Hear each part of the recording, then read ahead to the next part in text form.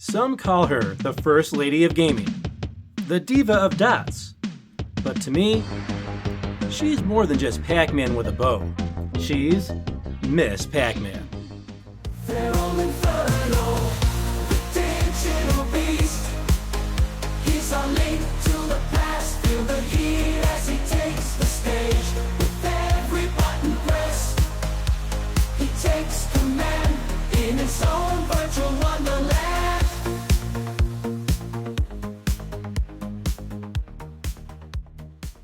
Hey, it's FeralInferno, and we're back with our Game of the Year series. Well, our final Game of the Year going back in time, as we really can't go any further back than we're going through today. So, as you saw in the intro, our 1986 Game of the Year was Miss Pac-Man for the Atari 2600. Man, Miss Pac-Man, my very first console game I got for Christmas, an Atari 2600. Super happy to get it, but I wanted Pac-Man because you see Pac-Man everywhere, right? And you see it in the arcades, it's all over the place. Pac-Man merchandise, it was Pac-Mania everywhere.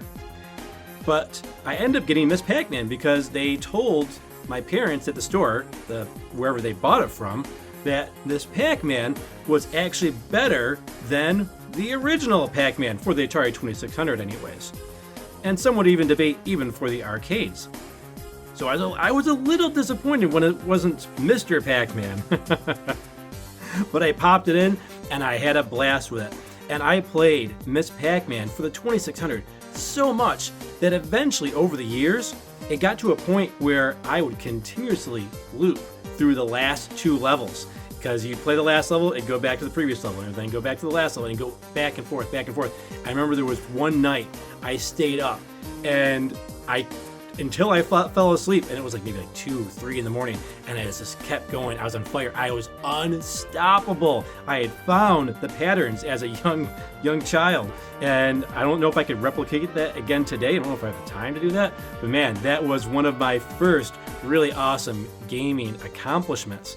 But Miss Pac-Man really helped set the tone for what I was to expect with video games and what video games could kind of, mean to me. And it was great to have Miss Pac-Man be one of my first experiences with a console game. Of course, I ended up getting other great Atari 2600 games such as Centipede, Asteroids, and Fast Food, which I would say is one of the hidden gems of the Atari 2600 library. And that's not Food Fight, not to get confused with Food Fight, because everyone thinks of Food Fight.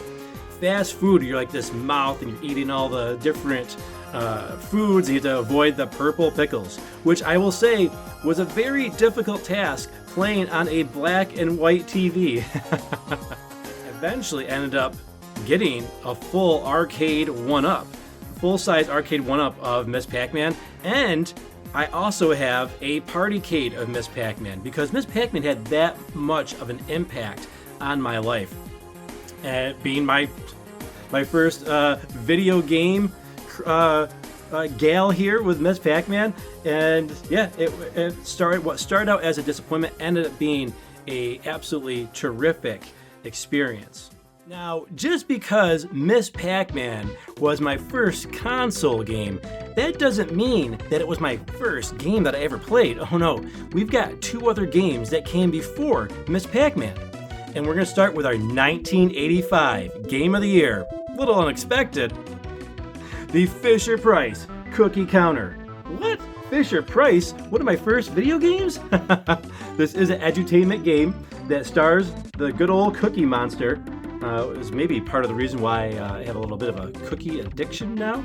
But, man, what a cool little edutainment game. I still love playing it to this day. Now, what they did was it works as like a teacher teaching how to do addition, subtraction, by showing you like, hey, he has 3 cookies in one hand, 2 cookies in the other hand, 3 plus 2 is what? So you could kind of count the cookies on the screen to see like, hey, this is how many cookies there were. Or you could subtract them as well, and then he'd eat the cookies. And then there's a quiz. There's a quiz that goes through the addition and the subtraction as well. You can even go to a calculator mode. But there was another mode. There's a count mode where you can count the cookies.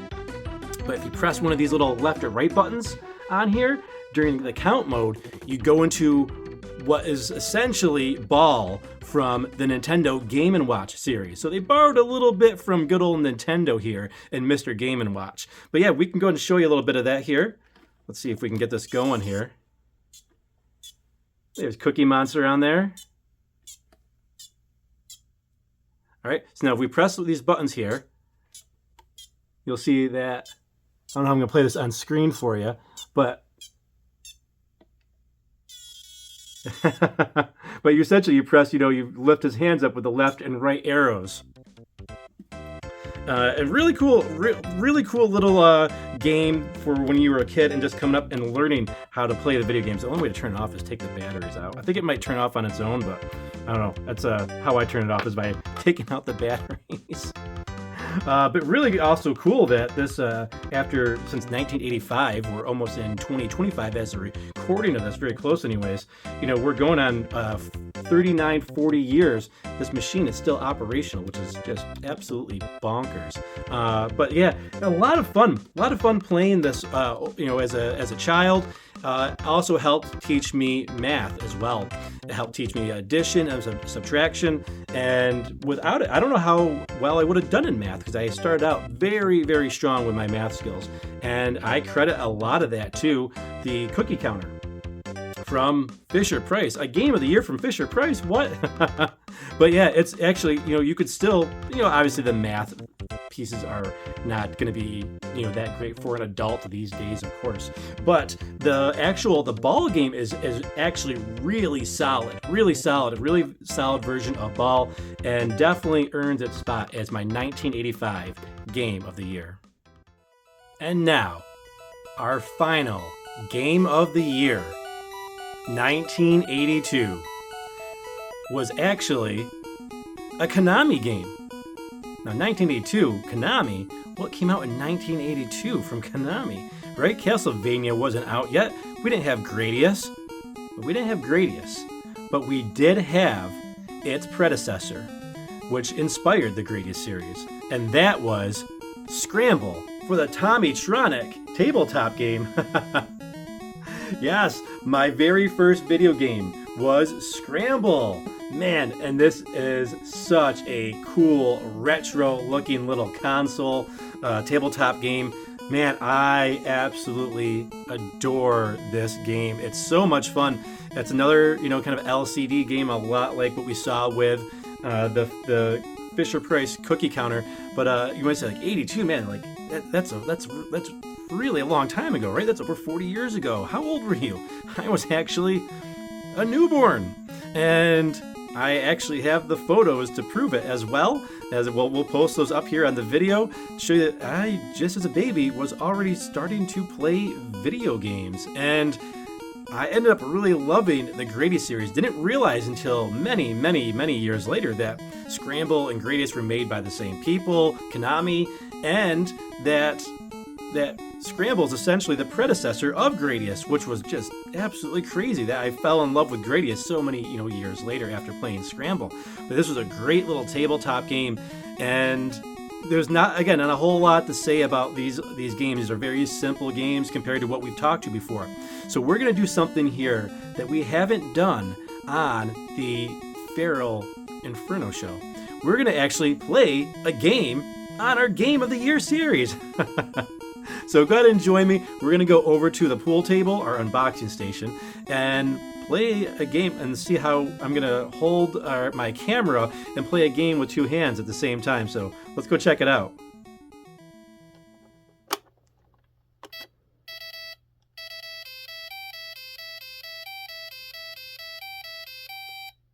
Okay, we got her switched on. Let's go and play some Scramble. Okay, so the first stage, if you will, we are taking on these little enemies. We have to dodge the barriers as well. Our shot includes a shot that fires in front of us and a missile that goes below us at an arc. Now, these little yellow guys are going to pop up in the air like little missiles coming out of the ground. And the ones with red on them are stationary on the ground. You don't want to miss those enemies because destroying them will replenish 1 bar each of fuel, because we do have a fuel gauge over to the right. Okay, we are in phase 2, where we have to dodge the asteroid field. The best way to do this in the beginning here is to go towards the bottom for as long as you can until you reach a little barrier, and make sure that you dodge that, and you'll have to dodge asteroids as well, so you gotta be very careful you don't get trapped. And this game is randomized, so everything's not in the same spot every time you play it.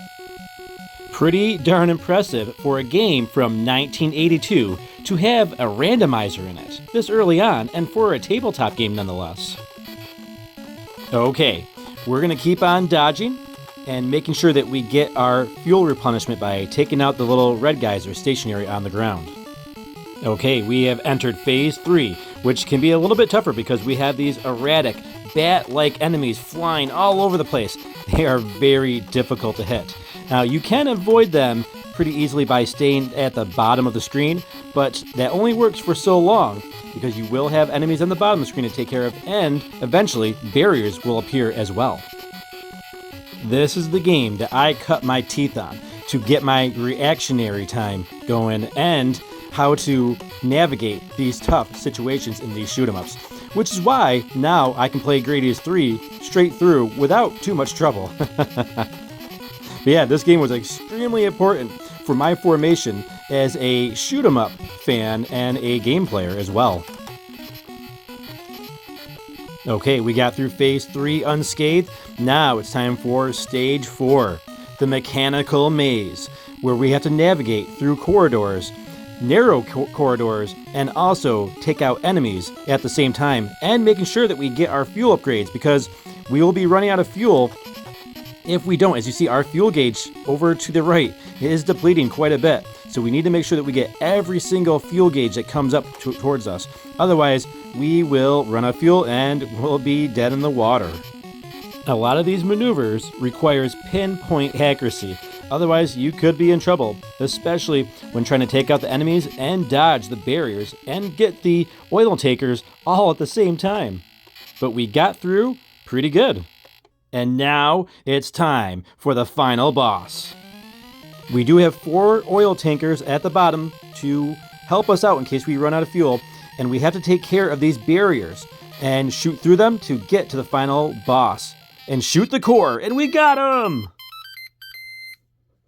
And there you have it, folks, a full playthrough of Scramble on the Tommytronic tabletop game, our 1982 Game of the Year.